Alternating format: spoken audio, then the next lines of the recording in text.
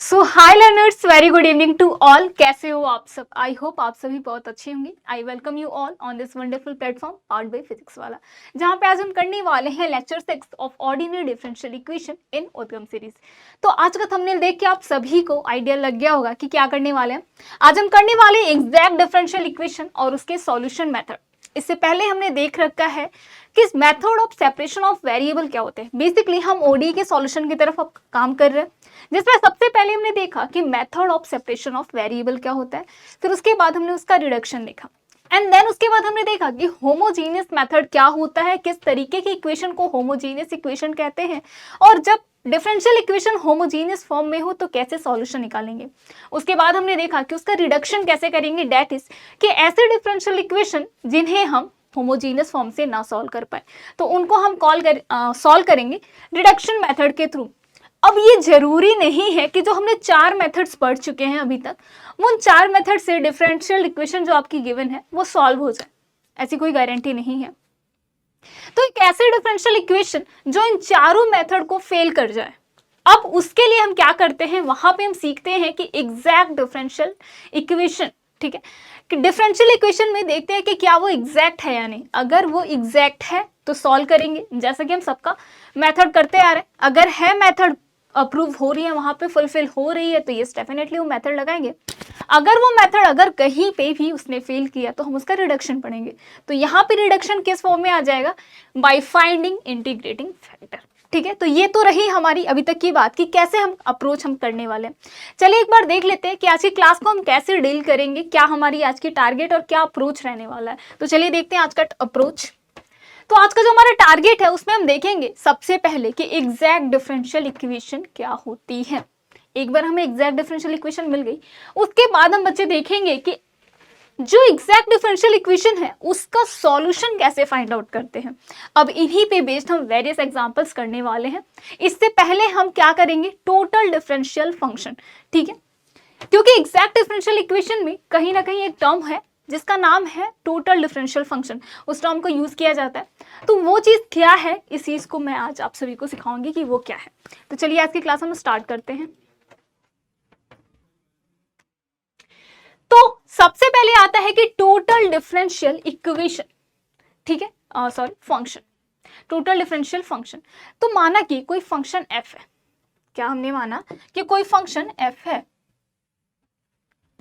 Late f of xy be the function. अब बच्चे मैंने क्या बोला कि f हमारा क्या है, फंक्शन है। फंक्शन है तो जरूर उसमें कुछ डेफिनेटली कुछ वेरिएबल्स होंगे। तो माना कि x और y उसमें 2 वेरिएबल्स है, तो let's say f of x Y ये क्या है, एक फंक्शन है, ठीक है, defined on a domain D, defined on a domain D। अब जब बच्चे फंक्शन है तो जरूर कहीं ना कहीं वो डिफाइंड होगा। तो माना कि जहां पे वो डिफाइंड है उसका डोमेन क्या है, D है। अब इस फंक्शन f के पास क्या है, कंटिन्यूअस फर्स्ट पार्शियल डेरिवेटिव,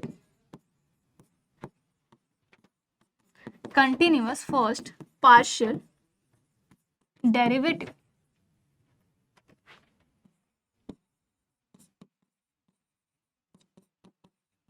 इस f के पास क्या कहा जा रहा है कि कंटिन्यूअस फर्स्ट पार्शियल डेरिवेटिव है।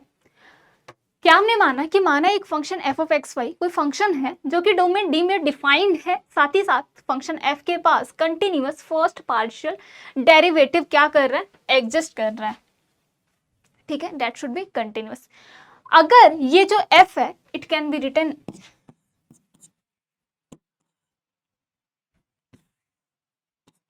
f is total differential function if it can be written as, अगर ये दो चीजें हैं कि वो फंक्शन डोमेन D में डिफाइंड है, साथ ही साथ उसके पास कंटिन्यूअस फर्स्ट पार्शियल डेरिवेटिव है, तो अगर फंक्शन हमारा कुछ इस तरीके से लिखा जा सकता है तो उस फंक्शन को क्या बोलेंगे, टोटल डिफरेंशियल फंक्शन।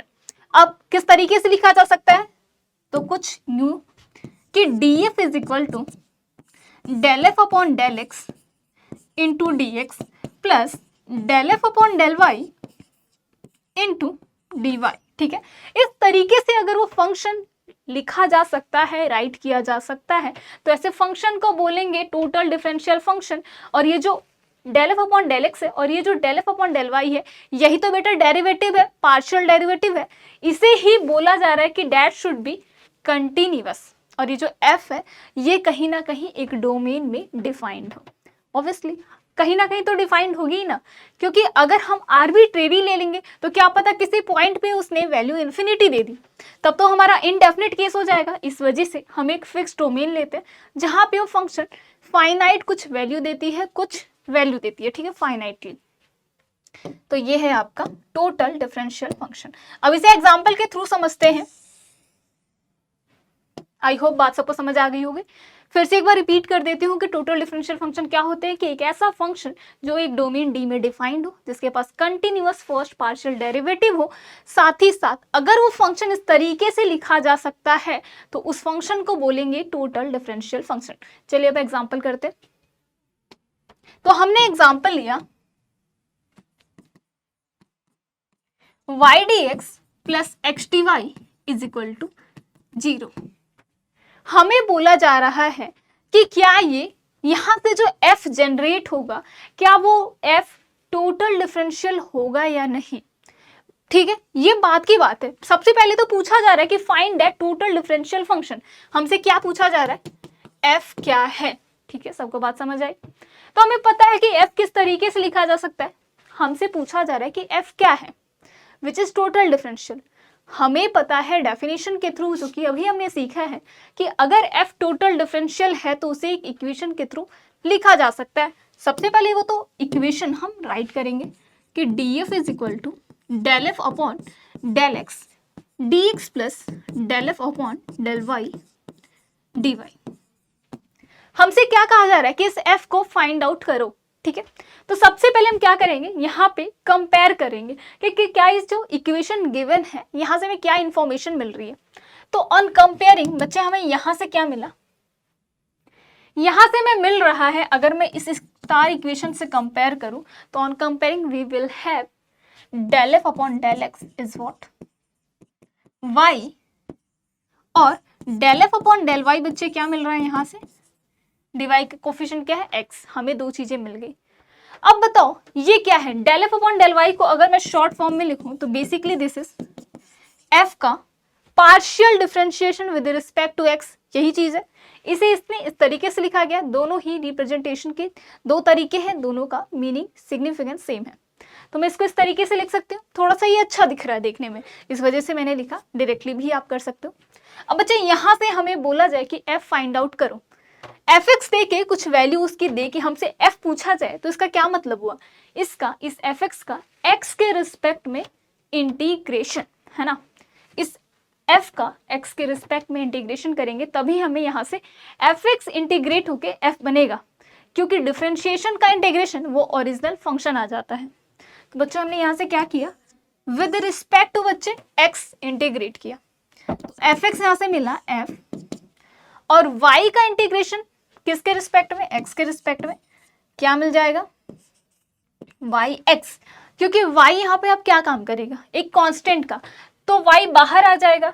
dx का इंटीग्रेशन क्या हो जाएगा x, तो लिख दिया हमने। यहाँ से हमें क्या मिला yx। हालांकि यहाँ पे कांस्टेंट भी ऐड होगा, बट हम कांस्टेंट टर्म पे ना जाके केवल वो ओरिजिनल फंक्शन फाइंड आउट कर रहे हैं। ठीक है, तो यहाँ पे प्लस सी आपको लिखने की जरूरत है नहीं, क्योंकि हम सॉल्यूशन फाइंड आउट नहीं कर रहे हैं, केवल f देख रहे हैं कि क्या होगा, है ना। और यहाँ से अगर मैं देखूं तो यहाँ पे ये क्या लिखा हुआ है, fy is equal to x। ठीक है, तो यहाँ से बच्चे f क्या बना आपका, f बना इसका y के रिस्पेक्ट में इंटीग्रेशन। fy का f कैसे निकलेगा, जब तक उसे y के रिस्पेक्ट में इंटीग्रेट ना करे। तो यहाँ से हमने y के रिस्पेक्ट में इंटीग्रेट किया तो fy बना f, और y x यहाँ पे मेगा कांस्टेंट कॉमन आ जाएगा बाहर, और dy का इंटीग्रेशन क्या हो जाएगा बच्चे xy। अब यहाँ भी f is equal to yx which is xy, और यहाँ भी xy, तो यहाँ से क्या मिला हमें कि या f इज xy। f हमें क्या मिला कि yes that function is xy। अच्छा, अगर ये टोटल डिफरेंशियल है तो क्या होगा, डिफाइंड होगा कहीं ना कहीं। तो यस, ये पूरे आर पे डिफाइंड है, ठीक है। अब ये एक्स और वाई दोनों की बात की जा रही है, तो आर स्क्वायर पे पूरा ये डिफाइंड है। साथ ही साथ बच्चे इसका अगर मैं del F upon del X which is Y देखूं, तो वाई भी कंटिन्यूअस है, साथ ही साथ एक्स भी इसका कंटिन्यूअस है, पार्शियल डेरिवेटिव्स भी इसके कंटिन्यूअस है। अब चलो एक बार इसको प्रूव कर लेते हैं कि अगर ये टोटल डिफरेंशियल है तो इक्वेशन सेटिस्फाई करेगी, है ना। चलिए जी, तो डीएफ यहां से क्या मिला कि डी ऑफ एक्स वाई, ठीक है। एलएचएस तो यही हुआ। आरएचएस क्या कहता है कि आरएचएस कहता है आपका F X D x plus F Y D Y, यही कहता है आरएचएस। एफ एक्स का मतलब del F upon del X, RHS यही कहता है मेन इक्वेशन की, है ना। ये आरएचएस है, ये एलएचएस है।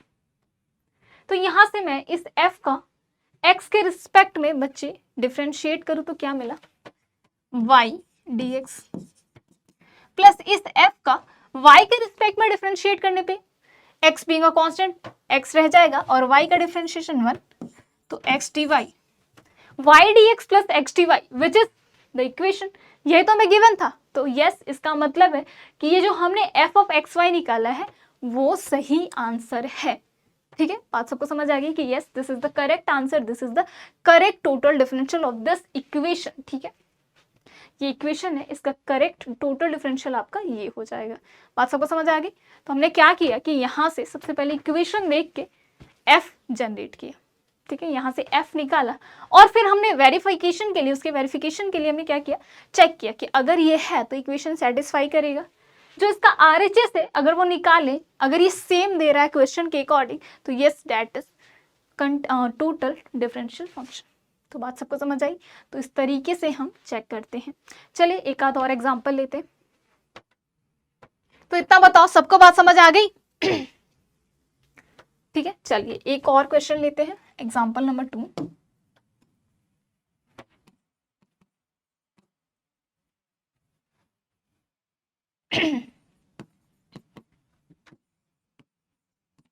ठीक है, कोई इक्वेशन बनाते हैं। ये होता है एफ एक्स और ये होता है F Y. F X D X के साथ जाता है, तो कुछ मैं कोई फंक्शन मैं आर्बिट्रेरी तरीके से ले रही हूँ, आपको दिखाऊंगी कि क्या एफ आ रहा है। तो यहाँ पे 2xy ले लो और यहाँ पे एक्स स्क्वायर ले लो, ठीक है। ये है हमारी इक्वेशन, ये है हमारी डिफरेंशियल इक्वेशन। इस डिफरेंशियल इक्वेशन से हमसे पूछा जा रहा है कि find out the total differential function, ठीक है। तो सबसे पहले हम क्या करेंगे बच्चे कि अगर हम f निकालते हैं तो जो fx और fy है डेट इज fx यहाँ पे क्या है 2xy और जो fy है विच इज एक्स स्क्वायर, ये कंटिन्यूअस होना चाहिए, है ना। डेफिनेशन कहती है कि इनके फर्स्ट पार्शियल डेरिवेटिव जो है दैट शुड बी कंटिन्यूअस। तो yes, this is continuous, this is also continuous. Clear है सबको? अब चलिए बात करते हैं कि f कैसे फाइंड आउट करेंगे। तो यहाँ से वही तरीका कि x के रिस्पेक्ट में इसको क्या किया, हमने इंटीग्रेट कर दिया। तो 2xy का x के रिस्पेक्ट में इंटीग्रेशन बच्चे क्या हो जाएगा, y आपका बीइंग अ कांस्टेंट बाहर हो गया, 2 आपका बीइंग अ कांस्टेंट बाहर हो गया, अंदर आया x dx। x का इंटीग्रेशन क्या हो जाएगा, x स्क्वायर बाई 2। तो यहाँ से मिला 2y x स्क्वायर बाई 2, 2 से 2 cancel, basically x square y, ये हमें f मिला। वहीं पे अगर मैं बात करूं इसकी कि fy ये है तो f क्या बनेगा, तो यहां से भी हम देख सकते हैं, अगर मैं यहां से निकालूं तो fy का इंटीग्रेशन y के रिस्पेक्ट में f बना और यहाँ पे x स्क्वायर y, है ना, x square dy, x square again being a constant इसके लिए बाहर हो जाएगा, क्या बना, अंदर आया dy। अब अच्छा dy का इंटीग्रेशन क्या हो जाएगा y के रिस्पेक्ट में, y, तो यहां से मिला x स्क्वायर y, यहां से भी f equal to X square Y मिला, यहां से भी x स्क्वायर y मिला, ठीक है। तो इसका क्या मतलब है कि यस टोटल डिफरेंशियल आपका क्या है, यस ये है f of X square Y. अगर ये है टोटल डिफरेंशियल तो इक्वेशन को क्या करेगी, सेटिस्फाई करेगी। तो चलिए जी देखते हैं कि क्या वो इक्वेशन को सेटिस्फाई कर रही है या नहीं। तो डी एक्स स्क्वायर वाई, तो LHS हो गया, ठीक है। अगर मैं RHS की बात करूं तो क्या होता है, एफ एक्स डी एक्स, इस f का x के रिस्पेक्ट में डिफरेंशिएशन क्या हो जाएगा, 2xy dx plus x square dy, ठीक है, क्योंकि एफ वाई का डिफरेंशिएशन एफ का वाई के रिस्पेक्ट में क्या हो जाएगा यहाँ से एक्स स्क्वायर, तो बेसिकली ये बना विच इज द इक्वेशन। तो इसका क्या मतलब है कि yes this function is exact differential equation. बात सबको समझ आ गई। अब यहाँ से क्वेश्चन उठता है कि क्या मैम अगर हम इसे और इसे इंटीग्रेट करके आंसर निकालें तो क्या ये हमेशा सेम रहने वाला है, तो हमेशा ऐसा हो ऐसा जरूरी नहीं है, ठीक है, जरूरी नहीं है कि आपका हमेशा दोनों में ही सेम मिले, अलग अलग भी हो सकते हैं। तो उस केसेस में जब भी अलग अलग हो तो दोनों का जो लीनियर सम होता है वही आपका टोटल डिफरेंशियल बनता है। चलिए एक एग्जांपल करते हैं। हमने एक एग्जांपल लिया x dx plus y dy, this is the differential equation. हमसे पूछा गया कि इसका टोटल डिफरेंशियल फंक्शन बताओ। तो अच्छा यहां से मैं क्या मिला कि F X is what X, वहीं पे F Y is what Y. Clear है सबको। अब सबसे पहले तो एफ निकालेंगे, तो एफ यहां से क्या मिला, इंटीग्रेट करने पे एक्स के रिस्पेक्ट में एक्स स्क्वायर बाई 2, और यहाँ पे क्या मिला एफ वाई के रिस्पेक्ट में वाई स्क्वायर बाई 2, क्योंकि वाई का इंटीग्रेशन वाई के रिस्पेक्ट में क्या हो जाएगा, वाई स्क्वायर बाई 2। अब यहाँ पे अलग आया, यहाँ पे अलग आया, तो इसका क्या मतलब हुआ, टोटल डिफरेंशियल फंक्शन अगर मैं कैपिटल एफ बोलूँ तो that will be X square by 2 plus Y square by 2, ठीक है, ये हो जाएगा टोटल डिफरेंशियल। अब इस चीज को वेरीफाई भी कर लेते हैं कि अगर ये टोटल डिफरेंशियल है तो RHS जो इसकी इक्वेशन है वो हमारे इक्वेशन के अकॉर्डिंग होना चाहिए, सेम होना चाहिए। तो चलिए इसको वेरीफाई करते हैं। तो यहां से हमने क्या किया कि एफ एक्स निकाला, RHS अगर मैं निकालूं तो that will be F X X D x plus F Y D Y, ठीक है। यहां से इस f का x के रिस्पेक्ट में डिफरेंशिएशन क्या हो जाएगा, एक्स स्क्वायर का differentiation 2x by 2, 2x by 2 dx। अब ये क्या हो जाएगा, वाई स्क्वायर बाई 2 का x के रिस्पेक्ट में डिफरेंशिएशन 0 हो जाएगा क्योंकि ये फ्री फ्रॉम x है। सिमिलरली अगर मैं y के रिस्पेक्ट में बात करूं तो इसका ये टर्म 0 हो जाएगा क्योंकि this is free from y, और इसका हो जाएगा बच्चे 2y बाई 2। तो यहां से क्या मिला, x dx plus y plus y dy, ठीक है, विच इज इक्वेशन। तो इस तरीके से हम फाइंड आउट करते हैं टोटल डिफरेंशियल फंक्शन। बात सबको समझ आएगी। अब यहाँ पे हम कांस्टेंट के बारे में बात नहीं कर रहे हैं, कांस्टेंट ऐड नहीं कर रहे हैं, ठीक है। अगर आपको कांस्टेंट ऐड करना है तो प्लस सी कर सकते हो।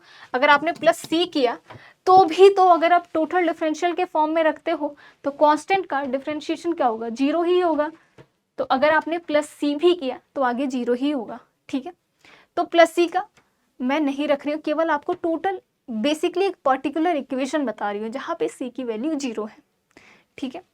तो इस तरीके से हम total differential function find out करते हैं। हालांकि ये हमारे सिलेबस में नहीं है, मैं आपको ऐसे ही बता रही हूँ कि टोटल डिफरेंशियल फंक्शन होता क्या है।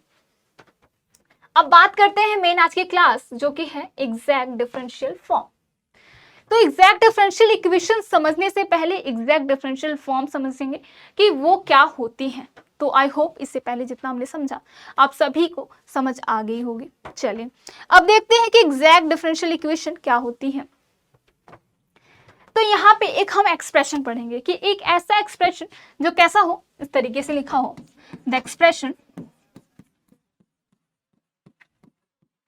क्या है expression, M D x plus N D Y, ठीक है, ये हमारा एक्सप्रेशन है। ये क्या कह रहा है कि the expression M D x plus N D Y is called exact differential form, is called exact differential form.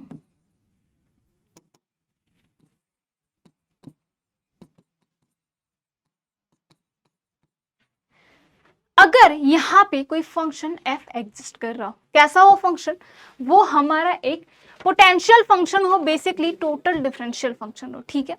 तो क्या कहा जा रहा है कि यहाँ पे इस एक्सप्रेशन को एग्जैक्ट डिफरेंशियल फॉर्म तब बोलेंगे जब ये डिफाइंड हो, कहाँ पे, एक डोमेन डी में। यस, कोई भी इक्वेशन, कोई भी एक्सप्रेशन हो तो जरूर कहीं ना कहीं डिफाइंड होगी। क्यों ऐसा करते हैं? क्योंकि हमें फाइनाइट वैल्यू लिखनी होती है। जहां भी वो इन्फिनिटी हुआ वो तो बच्चे वो केस हो जाएगा इंडेफिनिट का, और इनडेफिनिट वाली चीजें हम समझ नहीं पाएंगे, कैसे करेंगे उस पर काम। अगर आपसे बोला जाए कि आपके पास इनफाइनाइट नंबर ऑफ मनी है तो आप कैसे एक्सपेंड करोगे? आपको पता ही नहीं है कि कितने पैसे हैं। खैर ये तो एक्सपेंड मतलब आप तो आसानी से एक्सपेंड कर ही सकते हो।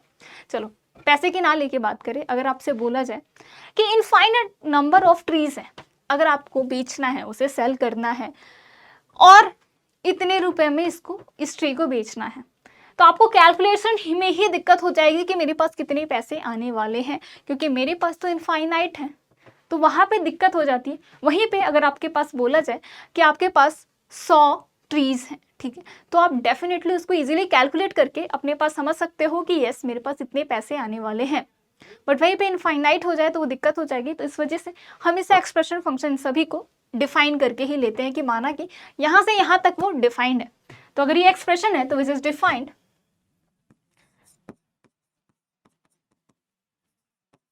ऑन अ डोमेन डी, ठीक है, डी डोमेन पे ये डिफाइंड है।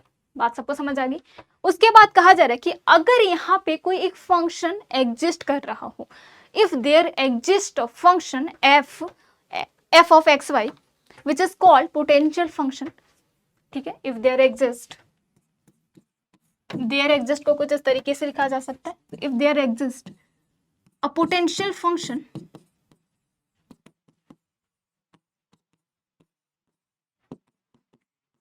एफ, ठीक है, define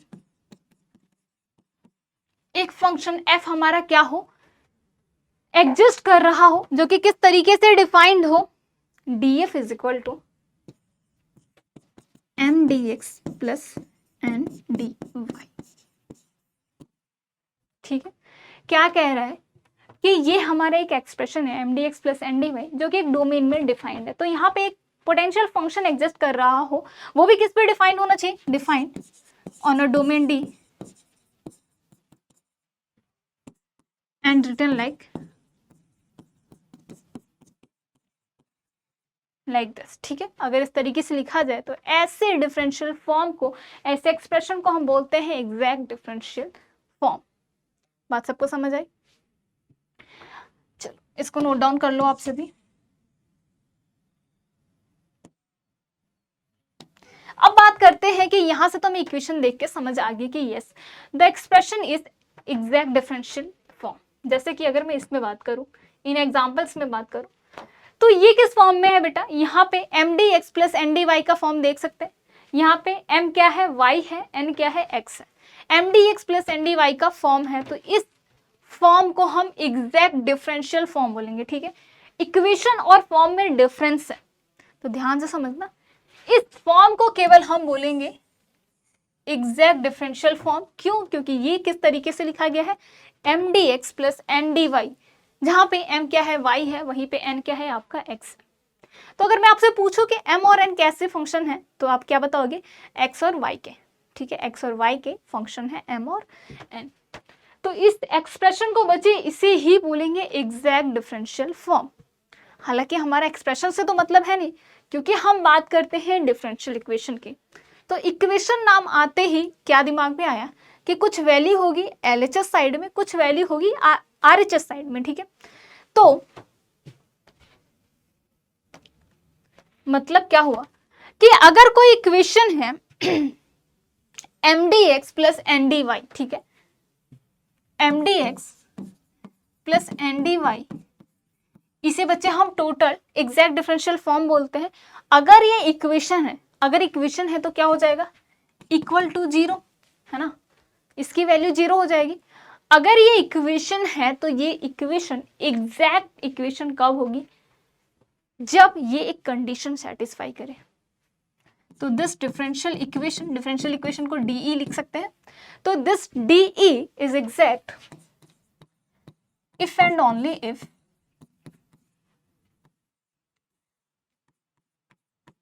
if and only if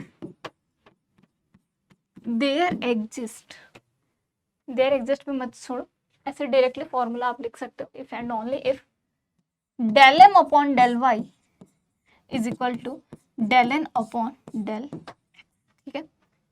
अगर ये कंडीशन सेटिस्फाई हो रही है तब ये डिफरेंशियल इक्वेशन क्या होगी बच्चे, एग्जैक्ट होगी। डिफरेंशियल इक्वेशन एग्जैक्ट होगी तो ये कंडीशन सेटिस्फाई होगी, अगर ये कंडीशन सेटिस्फाई हो रही है तो डिफरेंशियल इक्वेशन एग्जैक्ट होगी। If and only if case है, अगर ये सही है तो ये सही है, ये सही है तो ये सही है, अगर ये गलत है तो ये भी गलत है, ये गलत है तो ये गलत है, ठीक है। मतलब एक दूसरे पे ये रिलाई कर रहे हैं, if and only if case है, ठीक है। क्या मतलब हुआ कहने का कि अगर इधर से जा रहे हैं तो अगर जाना तय है तो वापसी भी तय हो, अगर वापसी तय है तो जाना भी तय हो, ठीक है। तो बहुत ही ये अच्छी इक्वेशन है, यहां से डायरेक्टली आपको समझ आ सकता है कि आपकी इक्वेशन एग्जैक्ट है या नहीं, ठीक है। तो बहुत इंपॉर्टेंट है। अब बात करते हैं कुछ एग्जांपल्स की कि कैसे हम फाइंड आउट करेंगे कि वो डिफरेंशियल इक्वेशन एग्जैक्ट है या नहीं।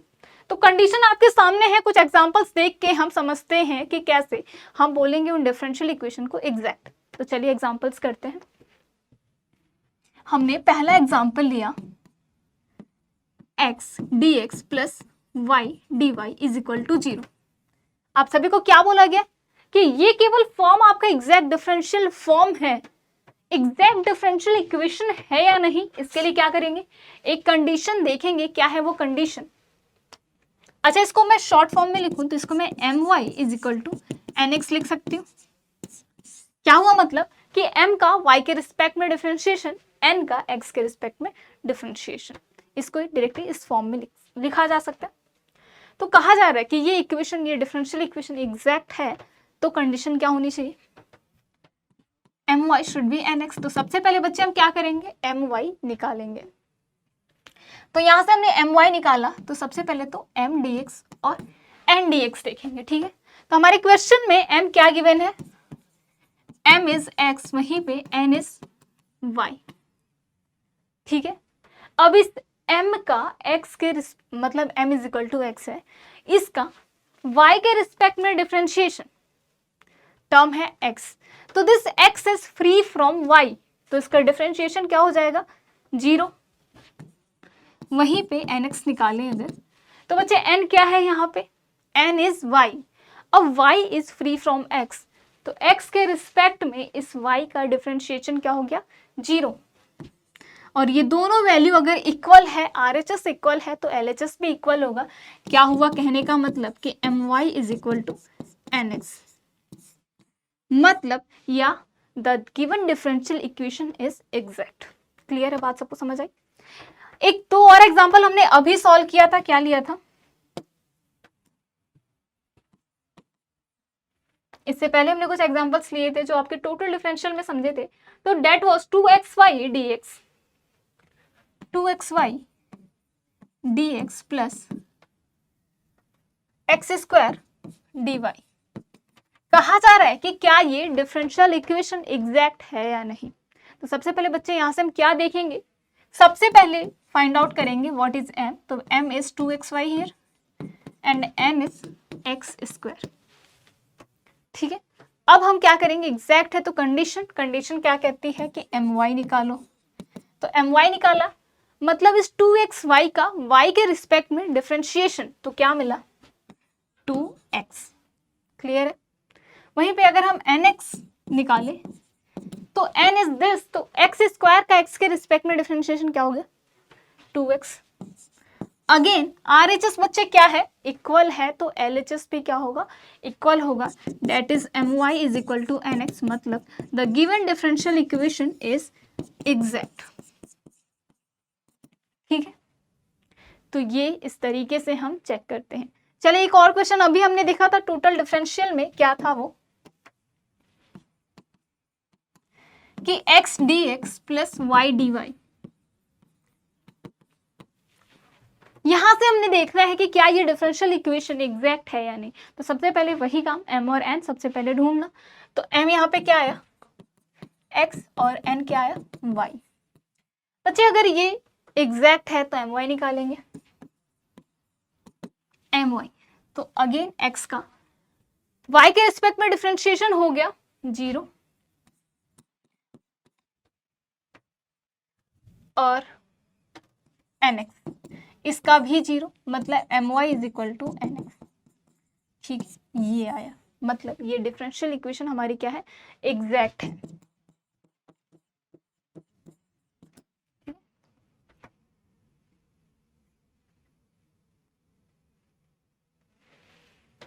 अच्छा, इसको तो हमने सॉल्व कर ही लिया था, X D x plus Y D Y को अभी हमने देखा था। हमें क्या देखना था, Y D x plus X D Y ना, हमने Y D x plus X D Y देखना था, क्योंकि इसे तो अभी हमने देखा था। तो चलिए Y D x plus M D Y को देखते हैं। तो यहाँ से हमें क्या मिल रहा है कि m इज वॉट y और n इज वॉट x। ठीक है, my निकालेंगे तो my क्या आया 1, क्योंकि y का y के रिस्पेक्ट में डिफरेंशिएट होगा 1। वहीं पे n का nx निकाले अगर, तो x का x के रिस्पेक्ट में डिफरेंशिएशन अगेन इज 1। RHS दोनों का समान है, तो इसका मतलब क्या है कि LHS भी बराबर होगा, that is my is equal to nx, मतलब the given differential is exact. समझ आ गई? तो ये डिफरेंशियल इक्वेशन भी एग्जैक्ट है, ये डिफरेंशियल इक्वेशन भी एग्जैक्ट है। हमने 3 का तो पढ़ लिया। चलो कुछ रैंडमली एग्जांपल देखते हैं कि क्या वो एग्जैक्ट है या नहीं। तो चलो एक थोड़ा सा टफ इक्वेशन लेते हैं कि y square sine x plus Y cos x d y y square sine x plus Y cos x D x plus Y square cos x plus Y D Y. ठीक है, ये है हमारी डिफरेंशियल इक्वेशन गिवन। हमसे पूछा जा रहा है कि क्या ये डिफरेंशियल इक्वेशन एग्जैक्ट है या नहीं। अगर ये एग्जैक्ट है तो ये कंडीशन सेटिस्फाई करेगी, and condition is my is equal to nx। तो सबसे पहले बच्चे हम क्या करेंगे, m और n फाइंड आउट करेंगे। तो m is Y square sine x plus Y cos X, वहीं पे n आपका क्या है Y square cos x plus Y. ठीक है, m और n हमने ढूंढ लिया। इस m का y के रिस्पेक्ट में डिफरेंशिएशन बच्चे क्या हो जाएगा, y स्क्वायर का differentiation two y sine X being a constant as it is रह जाएगा। ठीक है, यहाँ पे cos x being a constant as it is रह गया आपका, और y का y के रिस्पेक्ट में डिफरेंशिएशन बच्चे क्या मिला 1। चलिए जी अब nx निकालते हैं। तो यहां से मैं nx क्या मिला, इस n का x के रिस्पेक्ट में डिफरेंशिएशन, तो y square being a constant as it is रह गया, और यहाँ पे cos x का डिफरेंशिएशन x के रिस्पेक्ट में हुआ माइनस साइन ऑफ x। ठीक है, अगेन यहाँ पे y केवल और केवल y है, फ्री फ्रॉम x है, तो मतलब इस y का x के रिस्पेक्ट में डिफरेंशिएशन क्या हो गया 0 हो गया। तो बस यही बचा। अब यहाँ से कंपेयर करना है कि क्या ये RHS आपस में इक्वल हैं या नहीं। तो देख सकते हैं this is not equal to each other, इसका मतलब है the differential equation is not exact. यहाँ से क्या मिला my is not equal to x, इसका मतलब है नॉट एग्जैक्ट। अब नॉट एग्जैक्ट के लिए हम क्या करते हैं, इंटीग्रेटिंग फैक्टर फाइंड आउट करते हैं। तो जैसा कि हमारी परंपरा रह गई है अभी तक की कि कोई भी मेथड पढ़े, अगर वो मेथड फुलफिल हो रहा है तो सॉल्यूशन निकालेंगे, अगर वो मेथड फुलफिल नहीं हो रहा है तो रिडक्शन करेंगे। यहाँ पे आज का हमारा टारगेट जो है एग्जैक्ट डिफरेंशियल इक्वेशन है, तो अगर वो एग्जैक्ट है तो सॉल्यूशन निकालने के तरीके सीखेंगे, अगर वो एग्जैक्ट नहीं है तो उसका रिडक्शन देखेंगे, और रिडक्शन में क्या देखेंगे, इंटीग्रेटिंग फैक्टर फाइंड आउट करना। अब इंटीग्रेटिंग फैक्टर फाइंड आउट करना भी अपने आप में एक बहुत बड़ा टास्क होता है, क्योंकि हमेशा डिफरेंशियल इक्वेशन आपकी जब देखोगे तो हमारा सेंस लेवल बहुत टफ, मतलब एडवांस लेवल है, तो इसमें आसानी से आपके डिफरेंशियल इक्वेशन सॉल्व नहीं हो पाते हैं। तो ऐसे केसेस में हम क्या करते हैं कि हमारे अगर पांचों मेथड फेल हो गए, method of separation of variable उसका रिडक्शन, होमोजीनियस मेथड उसका रिडक्शन, ठीक है, रिडक्शन इसमें हो गया। और एग्जैक्ट मेथड, अगर ये पांचों मेथड फेल हो गया तो इंटीग्रेटिंग फैक्टर निकालते हैं। अब इसमें भी अपने आप में एक बहुत बड़ा टॉपिक है, तो इसको हम नेक्स्ट क्लास में अच्छे से इंटीग्रेटिंग फैक्टर निकालना सीखेंगे, ठीक है। फिर फैक्टर निकाल के फिर ऐसे डिफरेंशियल इक्वेशन को कैसे सॉल्व करेंगे, ये चीजें सीखने वाले हैं, ठीक है, अगली क्लास में। आज की क्लास में हम देखेंगे कि अगर इंटीग्रेटिंग फैक्टर निकालने की जरूरत नहीं है, मतलब डिफरेंशियल इक्वेशन अगर एग्जैक्ट है, तो ऐसे केसेस में कैसे सॉल्यूशन फाइंड आउट करते हैं। तो सबसे पहले तो एग्जैक्ट वाले पे ही क्वेश्चन कर लेते हैं। तो यहां से हमें क्या मिला, क्या समझ आया कि yes the given differential equation is not exact, ठीक है। अब एक क्वेश्चन करते हैं जो आपके एग्जाम में आया हुआ था। चलिए बस एक दो और क्वेश्चन करेंगे, फिर हम सॉल्यूशन की तरफ चलेंगे। तो क्वेश्चन क्या कह रहा है कि एक्स स्क्वायर माइनस ए y D x plus Y square minus B x D y, क्या कह रहा है कि this differential equation is exact, ठीक है, ये है एग्जैक्ट। अब हमसे क्या बोला उसने कि अगर ये एग्जैक्ट है तो फाइंड आउट द कंडीशन या relation between A and B, find the relation between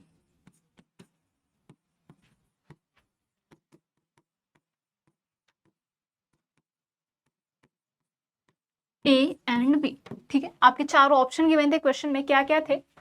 पहला option a zero b zero, दूसरा option a is equal to b, तीसरा option a is not equal to b, fourth option none of, या फिर all of this कर लो, ठीक है। कुछ इस तरीके का हमारा क्वेश्चन आया था, क्वेश्चन आपके एग्जैक्टली यही था, ऑप्शन मैंने चेंज कर दिए हैं, ठीक है।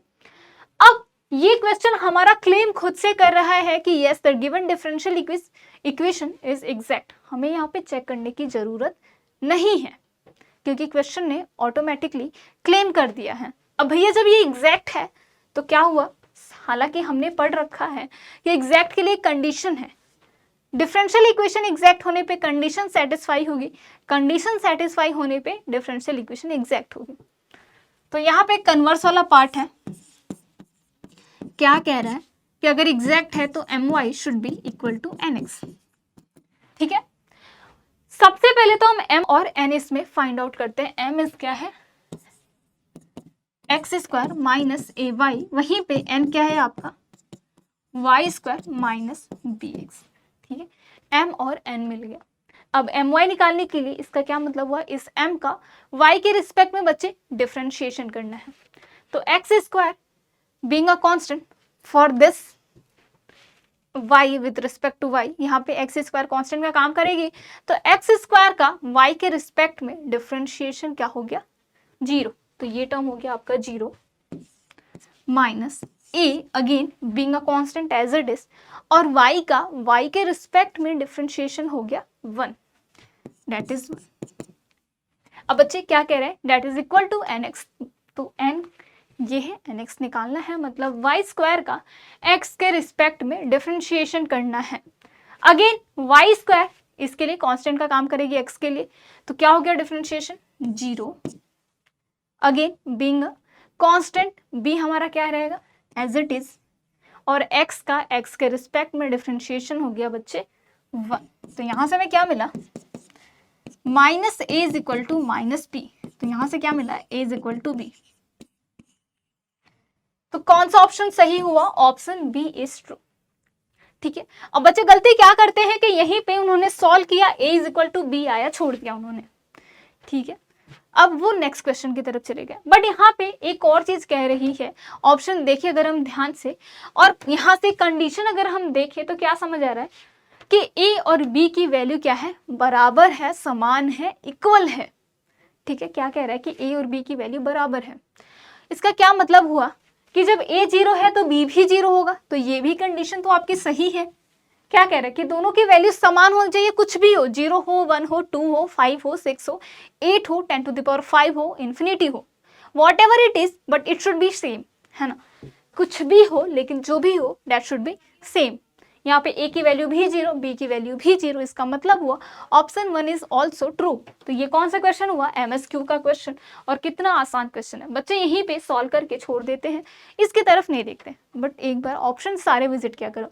मैं बार बार एक ही बात कहती हूँ कि अगर आपको सिलेक्शन लेना है तो MCQ टाइप के जितने भी क्वेश्चन हैं, एटलीस्ट अप्लाइड पोर्शन की अगर मैं बात करूं तो MCQ पार्ट के जितने भी क्वेश्चन हैं, अगर आपका आंसर आ गया तो आंख बंद करके टिक लगा दो कि yes that is the answer, इसके अलावा कुछ और नहीं हो सकता। बट वहीं पे अगर क्वेश्चन सेम क्वेश्चन आ गया आपका MSQ में, तो जरूर आप हर एक ऑप्शन विजिट करो, भले वो अप्लाइड का ही क्यों ना हो, क्वेश्चन अप्लाइड का ही क्यों ना हो, भले आपका एक आंसर आ चुका है, ऑप्शन में दिख रहा है कि यही आंसर है, स्टिल आप बाकी ऑप्शन विजिट करो कि क्या पता वो ऑप्शन भी सेटिस्फाई कर दे। डिफरेंशियल इक्वेशन की तो खास बात आप सभी को पता है, चाहे वो ऑर्डिनरी डिफरेंशियल हो या फिर पार्शियल डिफरेंशियल हो, दोनों में ही बच्चे क्या होता है कि एक से ज्यादा आंसर होने के काफी ज्यादा चांसेस होते हैं। तभी तो कहते हैं infinite solution, more than one solution, same thing, या फिर यूनिक सॉल्यूशन, नो सॉल्यूशन। तो एक से ज्यादा सॉल्यूशन होने के चांसेस होते हैं, तो इस वजह से सारे ऑप्शंस पे एक बार देख लिया करो, काम कर लिया करो, ठीक है। बात सबको समझ आ गई। बस एक क्वेश्चन और करेंगे, बस उसके बाद हम सॉल्यूशन के तरीके सीखेंगे। क्वेश्चन क्या कहते हैं कि y sin x प्लस और क्या ले सकते हैं x square Y dx plus g of x Y dy is equal to 0। ये है हमारी differential equation which is exact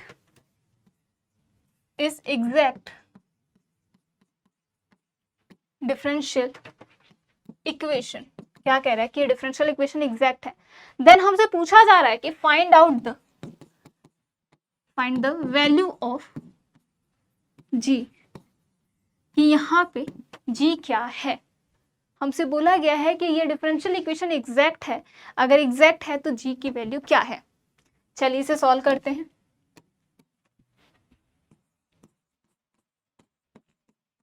अगर एग्जैक्ट है तो सबसे पहले तो m और n निकालेंगे।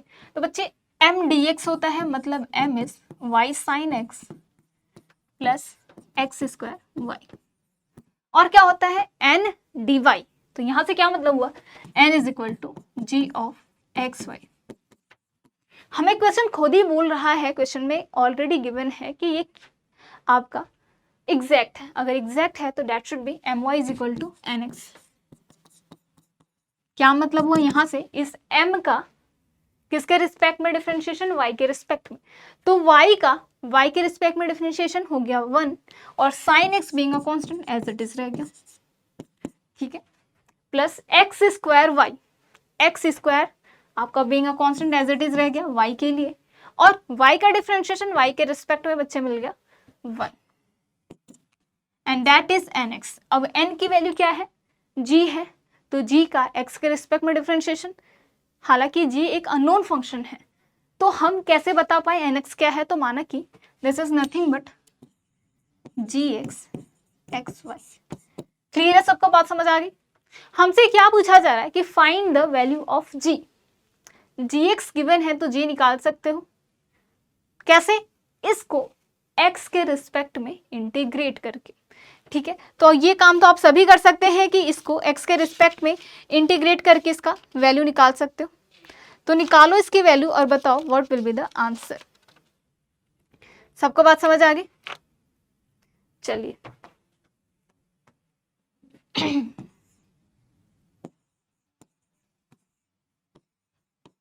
ठीक है, अब यहां से हमें क्या मिला, साइन एक्स का इंटीग्रेशन बच्चे क्या हो जाएगा, एक्स के रिस्पेक्ट में माइनस ऑफ कॉस एक्स, वहीं पे एक्स स्क्वायर का इंटीग्रेशन क्या हो जाएगा, एक्स क्यूब बाई 3, ठीक है, प्लस एक कांस्टेंट लेट से c, है ना, क्योंकि यहाँ पे हम g की वैल्यू निकाल रहे हैं तो definitely it will contain a constant, है ना, तो लेट से c, और यहाँ पे gx का x के रिस्पेक्ट में डिफरेंशिएशन हमें क्या मिला, g, हालांकि ये x y पर डिपेंडेंट है तो x ऑफ y।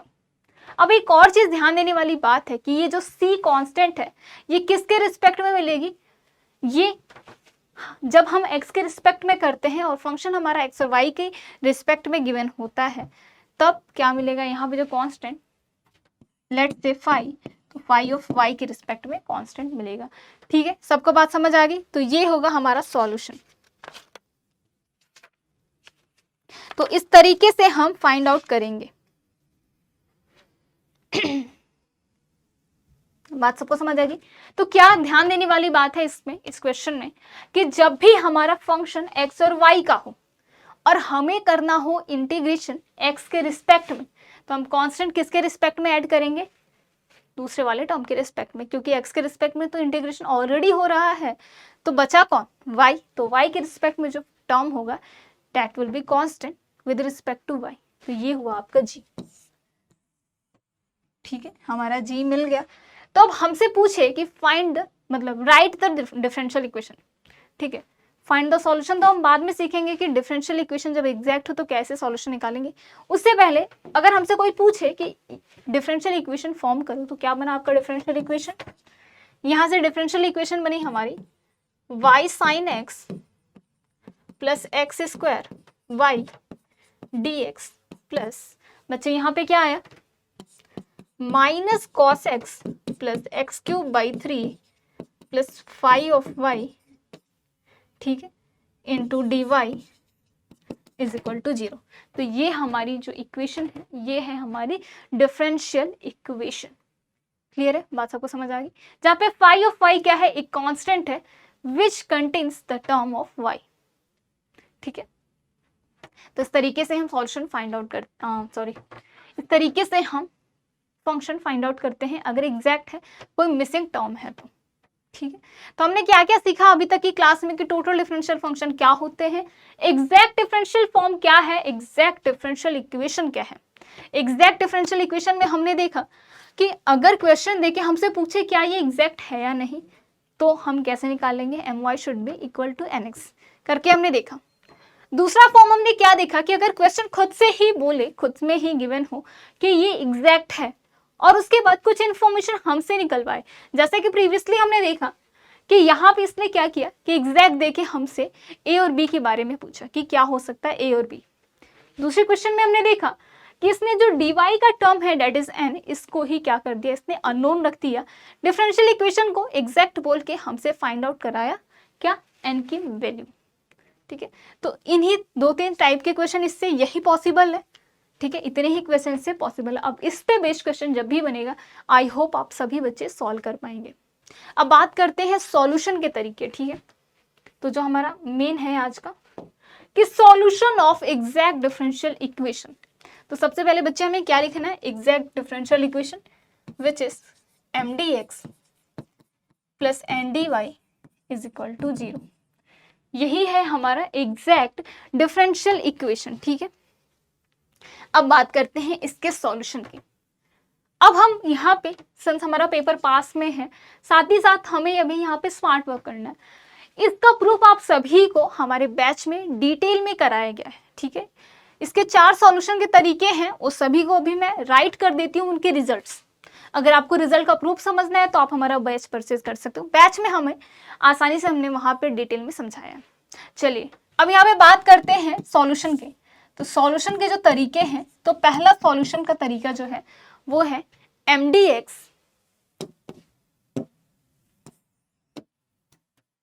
पहला है mdx plus ndy is equal to constant c। दूसरा है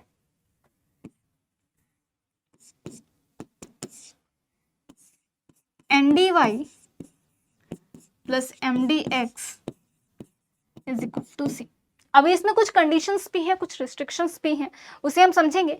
अभी मैं केवल इसके पैटर्न लिख देती हूँ। ठीक है, तो जो तीसरा फॉर्म है बच्चे वो क्या है कि mdx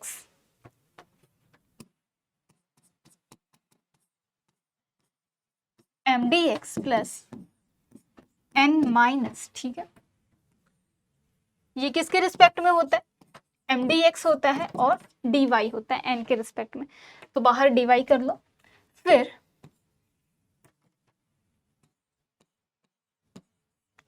ये है mdx, ठीक है, is equal to constant c। ये तीसरा पैटर्न है। चौथा जो सॉल्यूशन का तरीका है वो है कि ndy प्लस, ध्यान से देखना किस तरीके से मैं लिख रही हूँ, इसी तरीके से आप सभी को याद करना है। ndy होता है, mdx होता है, तो dx is equal to constant minus del upon del X integration of N D Y, ठीक है।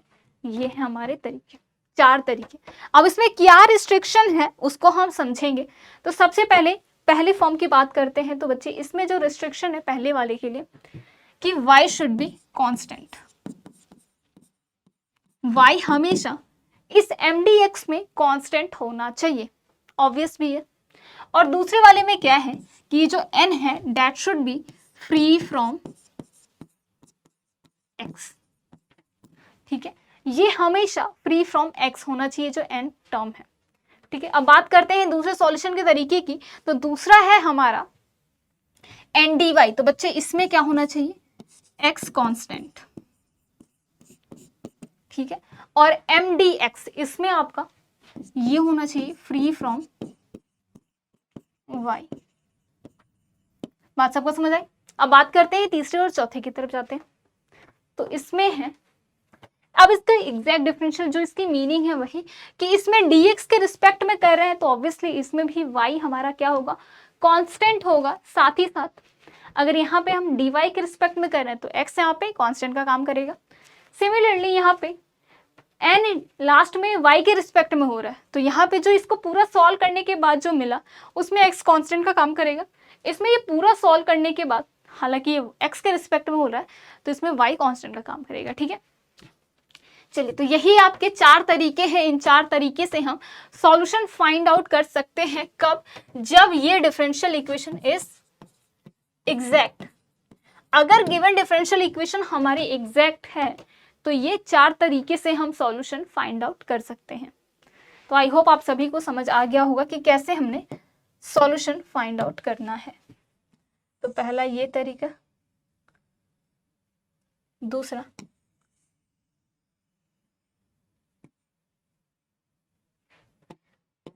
तीसरा आपका ये है, वहीं पे चौथा आपका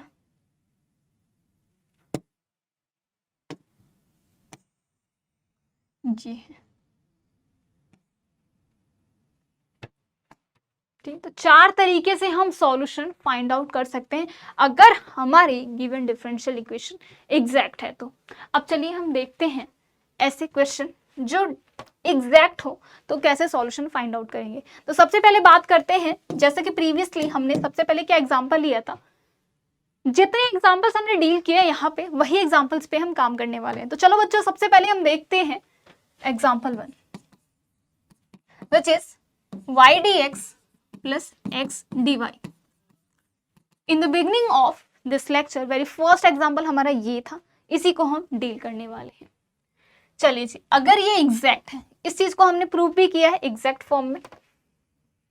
एग्जैक्टनेस चेक करते टाइम पे हमने y dx plus x dy को चेक किया था, जहां पे my शुड बी nx हो गया था, my इज nx आपका आया था, उनकी वैल्यू आई थी 1।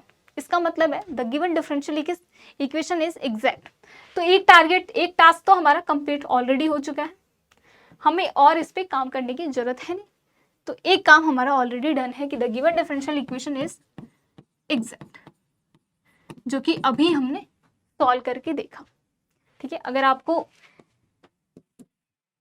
जैसे कि अगर क्वेश्चन मिले, बहुत ही फ्रेश एग्जांपल मिले, तो वहां पर तो आप डेफिनेटली चेक करोगे। बट यहाँ पे ऑलरेडी अभी हमने देख रखा था, इस वजह से हमने यहाँ पे काम नहीं किया, डायरेक्टली हमने रिजल्ट यूज कर लिया।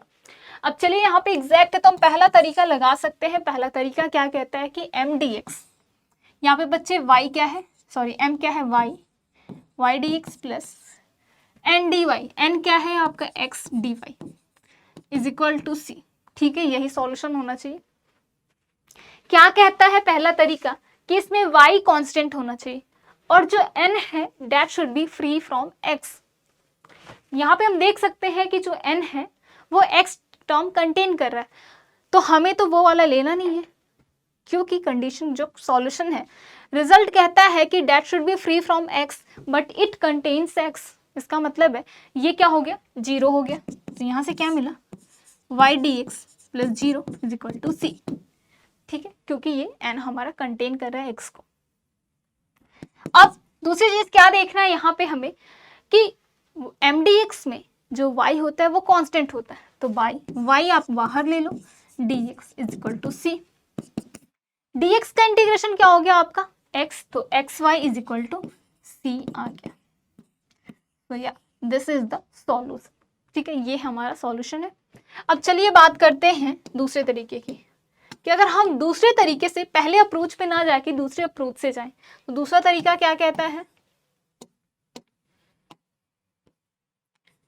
दूसरा तरीका हमारा कहता है कि M D x plus N D Y ही लिखो, लेकिन यहाँ पे ये क्या है, N D X is equal to constant. अब ये क्या कहता है दूसरा तरीका, कि एन डी वाई में जो एक्स है वो क्या होगा, कांस्टेंट का काम करेगा। तो जब कांस्टेंट का काम करेगा तो बाहर रख लो एक्स डी वाई। फिर क्या कहता है दूसरा तरीका, कि यहाँ पे जो m है that should be free from y। बच्चे यहाँ पे m जो है y को कंटेन कर रहा है, हमारा रिजल्ट कहता है कि that should be free from y। इसका मतलब है कि इट इज 0, है ना, क्योंकि फ्री होना चाहिए, अगर कंटेन कर रहा है तो 0 ही रख लो फिर। तो यहाँ से क्या मिला, x dy का इंटीग्रेशन इज y, तो xy is equal to c। तो क्या देखने को मिला, चाहे आप पहला तरीका लगाओ चाहे आप दूसरा तरीका लगाओ, सॉल्यूशन आपका क्या आया, सेम आया। अब बात करते हैं तीसरे तरीके की। ठीक है, तीसरा तरीका हमारा क्या था कि एम डी एक्स था,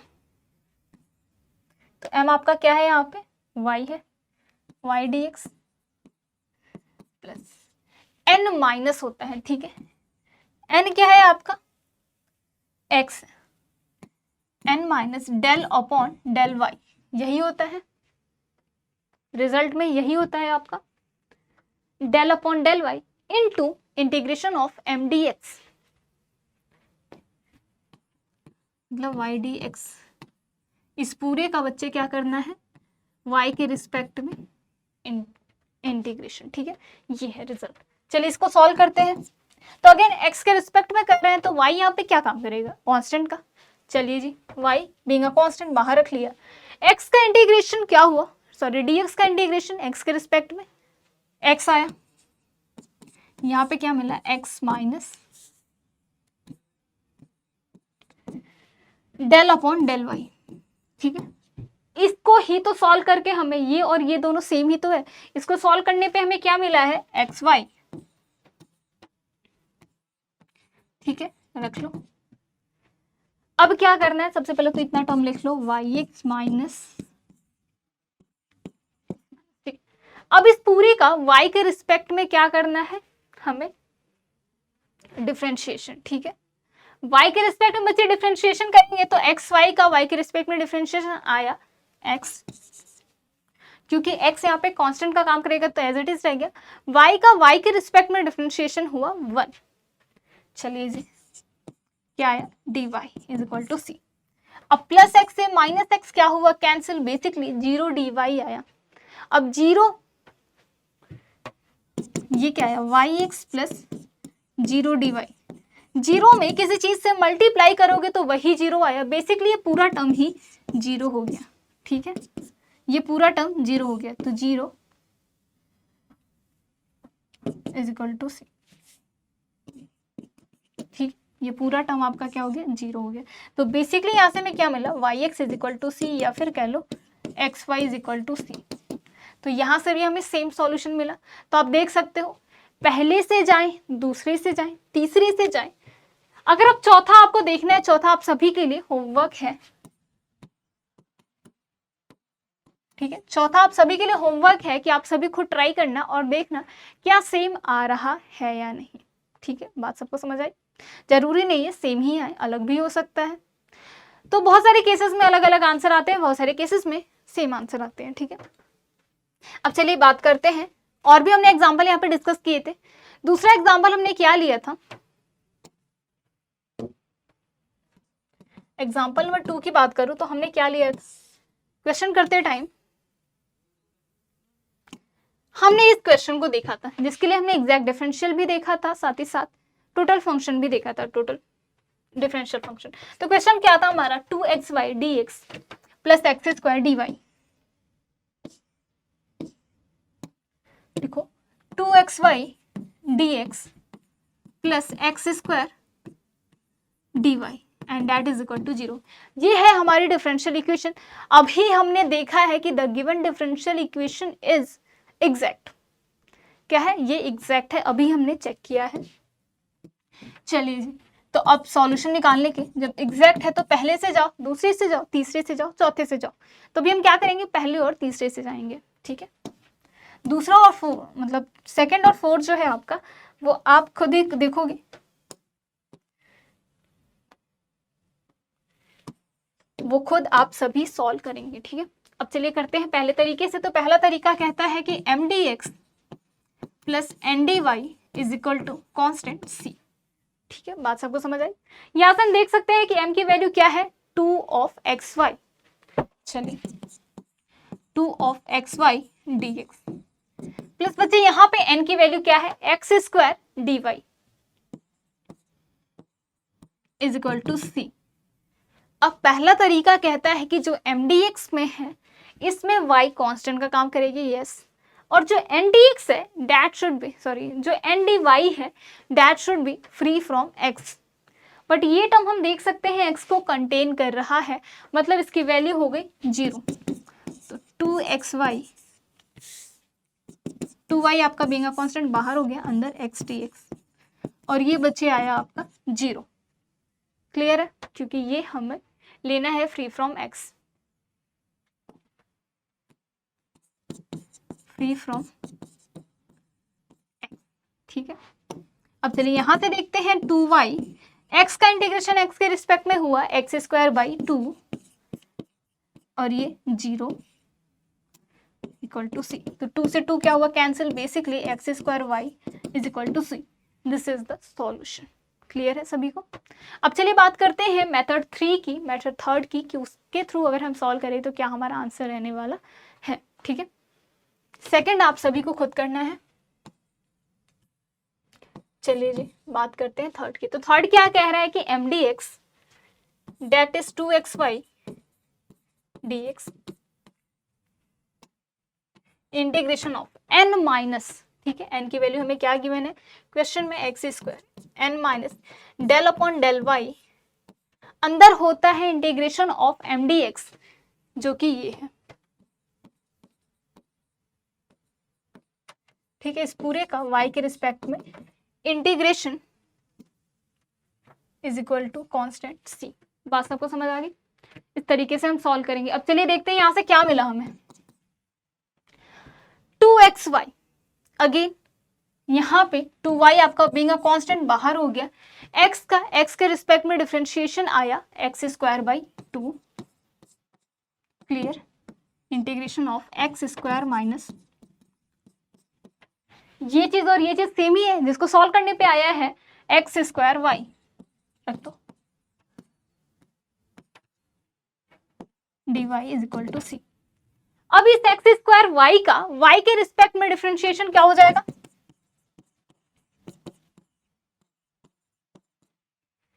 y के रिस्पेक्ट में डिफरेंशिएशन हो गया एक्स स्क्वायर, तो बेसिकली क्या आया ये, अगेन यहां से देख सकते हैं प्लस एक्स स्क्वायर से माइनस एक्स स्क्वायर क्या हुआ, कैंसिल, यहाँ पे हमें डायरेक्टली 0 मिल गया। तो x square y plus 0 is equal to c, तो x square Y is equal to C, this is the answer.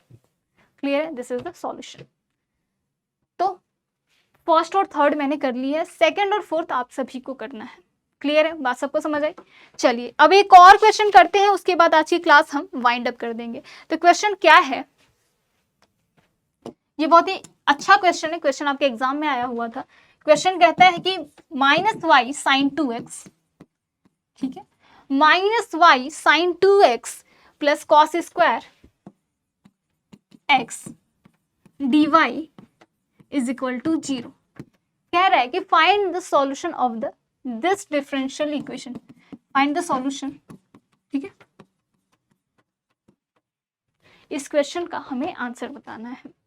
तो सबसे पहले तो हमें डिफरेंशियल इक्वेशन देख के क्या निकालना है, m और n सेपरेट करना है, चेक करना है कि क्या ये डिफरेंशियल इक्वेशन एग्जैक्ट है।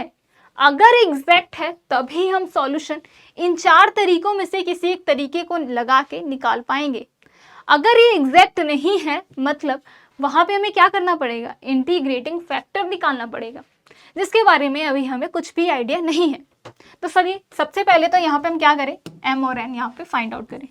तो solution m is what, -y sin 2x, वहीं पे बच्चे आपका n क्या है, cos स्क्वायर x, ठीक है, ये है m और n।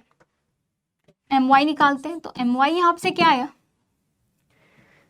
इसका x के रिस्पेक्ट y के रिस्पेक्ट में डिफरेंशिएशन, तो minus sine 2x being a constant as it is रह गया, y का y के रिस्पेक्ट में डिफरेंशिएशन क्या हो गया 1 nx, मतलब इस n का x के रिस्पेक्ट में डिफरेंशिएशन, तो cos स्क्वायर x का differentiation 2 cos x into cos x का डिफरेंशिएशन क्या हो गया माइनस ऑफ साइन x,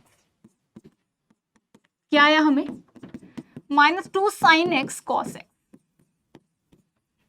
ठीक है, और -2 sin x cos x minus हटाओ, 2 sin x cos x क्या होता है sin 2x, तो यहां से क्या मिला nx is what sin 2x। अब ये भी माइनस साइन 2x, ये भी माइनस साइन 2x, मतलब दोनों के RHS सेम है, मतलब दोनों का LHS सेम है, मतलब my is equal to nx। तो इसका क्या मतलब हुआ कि the given differential equation is exact, this is exact D। जब एक बार हमें समझ आ गया कि the given differential is exact, तो अब हमने क्या करना है, सॉल्यूशन निकालना है। सॉल्यूशन के आपके पास 4 तरीके हैं, किसी एक तरीके को लगा के सॉल्यूशन फाइंड आउट करो।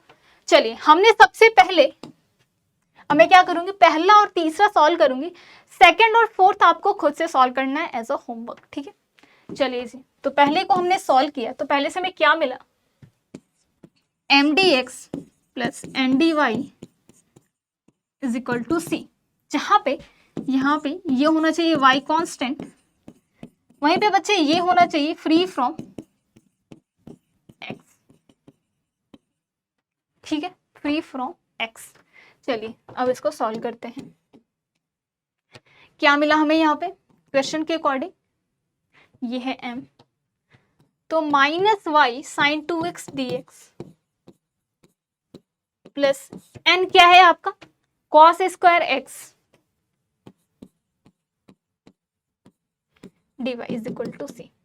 क्या कहता है कि that term should be free from x, तो cos स्क्वायर x का क्या मतलब हुआ, एक x का फंक्शन जो किस फॉर्म में है, ट्रिग्नोमेट्रिक में है, cos के फॉर्म में है, तो यहीं पे हम 0 लिख सकते हैं क्योंकि that term should be free from x। तो ये तो जो टर्म है पूरा पूरा x कंटेन कर रहा है, तो मतलब डायरेक्टली मैं इसको क्या कर सकती हूँ, 0 लिख सकती हूँ। बट किसी बच्चे का एक क्वेश्चन है कि मैम हम cos स्क्वायर x को कांस्टेंट के फॉर्म में भी तो लिख सकते हैं। मैंने कहा कैसे, तो एक रिजल्ट है आपका कि cos 2x is equal to 2 cos square x minus 1, तो cos स्क्वायर x क्या मिला वहां उस रिजल्ट से 1 प्लस cos 2x अपॉन 2, तो क्यों ना मैं उस फॉर्म में लिखूं।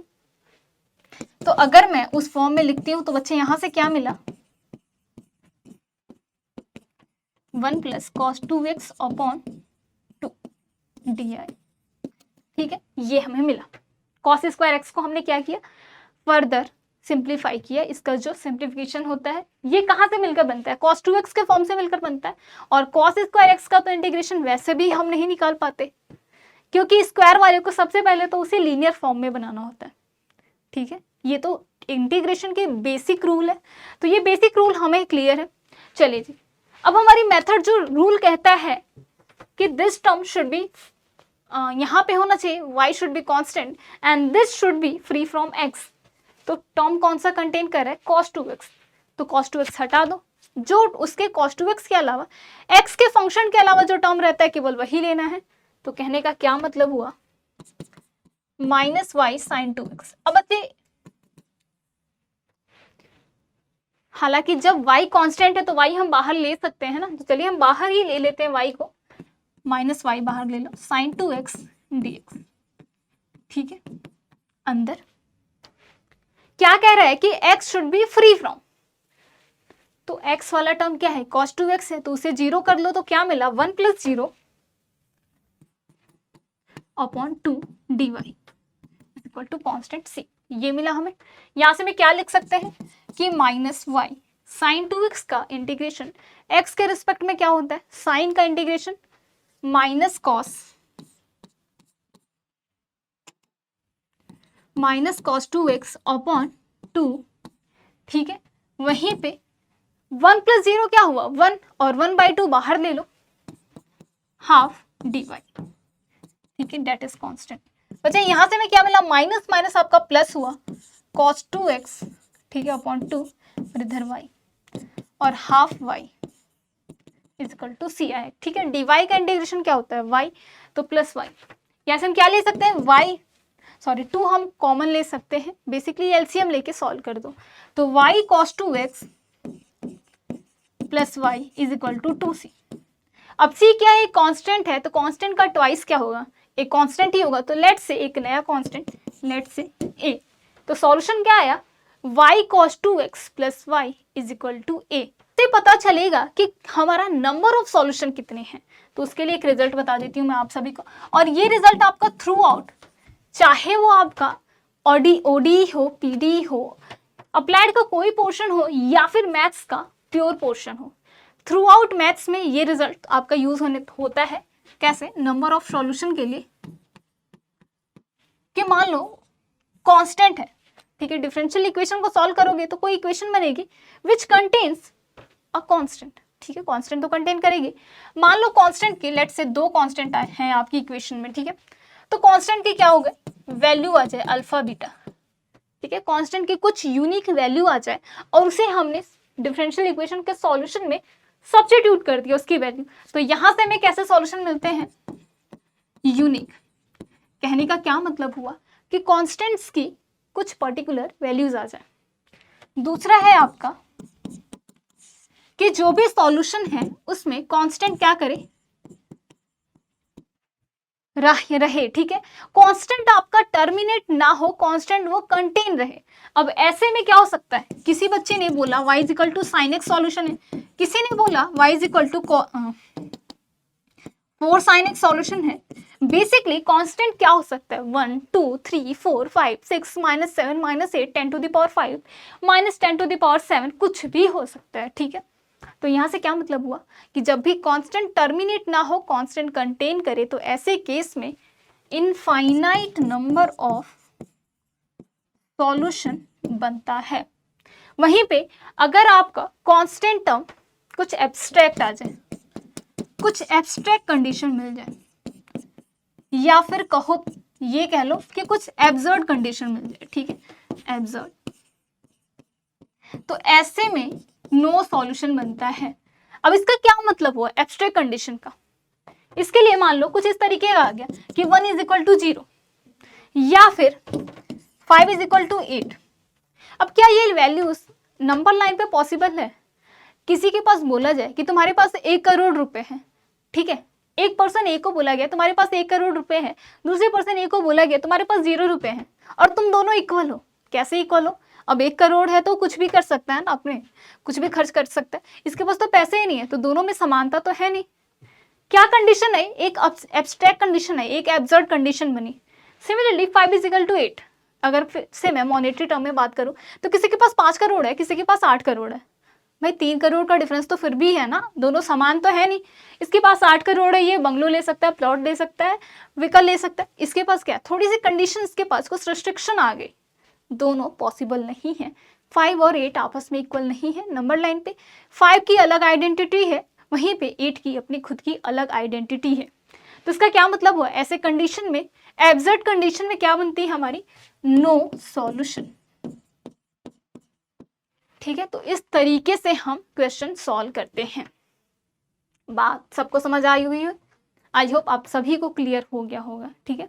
तो आपको मैंने फर्स्ट तरीके से तो सॉल्व करा दिया था, बाकी आपको जो रेस्ट आपके 4 तरीके में बताए गए हैं, जो रेस्ट आपके तरीके रहते हैं उससे आपको खुद से इस क्वेश्चन को सॉल्व करना है, ठीक है। तो चलिए एक बार बात कर लेते हैं कि आज की क्लास में हमने क्या किया है।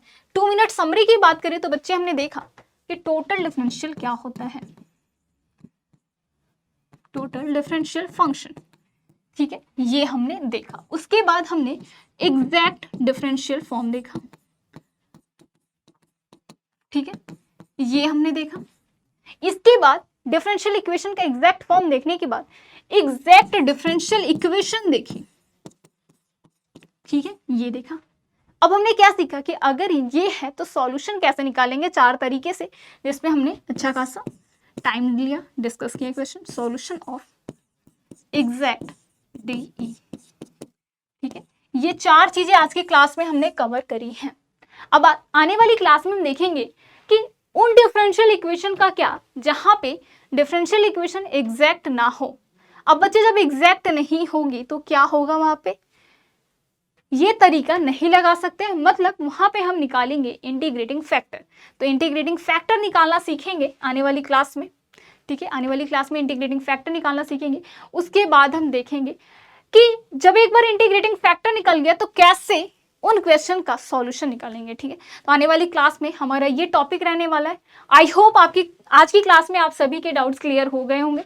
तो मिलते हैं आने वाली क्लास में, तब तक के लिए wish you the best, keep learning, keep shining, keep growing, and thank you so much for watching this session.